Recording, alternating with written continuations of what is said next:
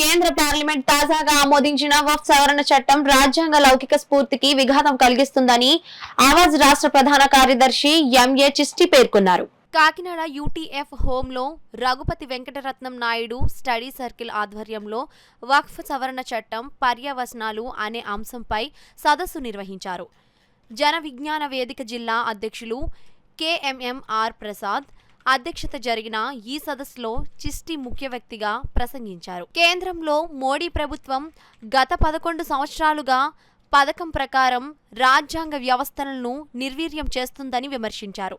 ప్రముఖ న్యాయవాది మహమ్మద్ జవహర్ అలీ మాట్లాడుతూ వక్ఫ్ చట్టం అనుసరించి దేశంలో కౌన్సిల్, రాష్ట్రాల స్థాయిలో 32 బోర్డులు ఉన్నాయని అన్నారు. తాజాగా తీసుకొచ్చిన చట్టం వల్ల వక్ఫ్ స్వతంత్రం ప్రతిపత్తి దెబ్బతింటుందని ఆందోళన వ్యక్తం చేశారు. కొండలరావు ఆలపించిన గీతాలు, జిఎస్ వర్మ ఆలపించిన హిందీ కవితలు అలరించాయి. సదస్సుకి కె నాగజ్యోతి ఆహ్వానం పలకగా సిహెచ్వి రమణ వందన సమర్పణ చేశారు. RVN study circle convener N గోవిందరాజులతో పాటు వివిధ ప్రజా సంఘాలు, కార్యకర్తలు పాల్గొన్నారు. వెంకటరత్నం నాయుడు సర్కిల్ వారు నిర్వహిస్తున్నటువంటి ప్రతి నెల నిర్వహిస్తున్నటువంటి కార్యక్రమాల్లో భాగంగా ఈ రోజున వక్ఫ్ చట్టం, దాని పర్యవసానాలు అన్న విషయం మీద ఈ కార్యక్రమం నిర్వహించడం, తద్వారా అందరినీ ఈ కార్యక్రమంలో పాల్గొనేలా చేశారు. అనేక విషయాలు నాతో పాటుగా చిస్టి గారు, ఆవాజ్ సెక్రటరీ చిస్టి గారు, అలాగే పెద్దలు ఆర్వీఎన్ స్టడీ పెద్దలు అందరూ పాల్గొని ఈ కార్యక్రమంలో చక్కటి సూచనలు ఇవ్వడం జరిగింది. ఈ వక్ఫ్ చట్టం మీద ప్రస్తుతం ఉన్నటువంటి ఆందోళనలతో ఉన్నటువంటి ముస్లిం సమాజం సుప్రీంకోర్టు న్యాయస్థానాల ద్వారా శాంతియుతంగానే పోరాటం చేయాలని ప్రయత్నిస్తుంది.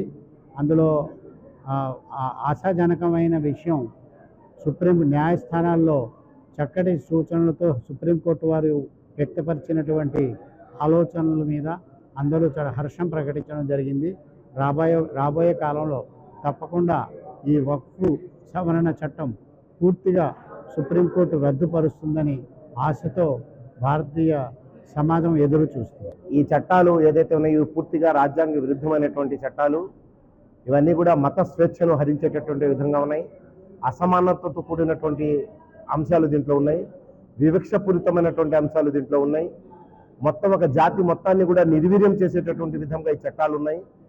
ఈ దేశంలో ఉన్నటువంటి మైనార్టీల యొక్క ఆర్థిక, రాజకీయ, సామాజిక స్థితిగతులు ఏదైతే ఉన్నాయో అవన్నీ కూడా మరింత దిగజారేటటువంటి అంశాలుగా వీటిలో ఉన్నాయి.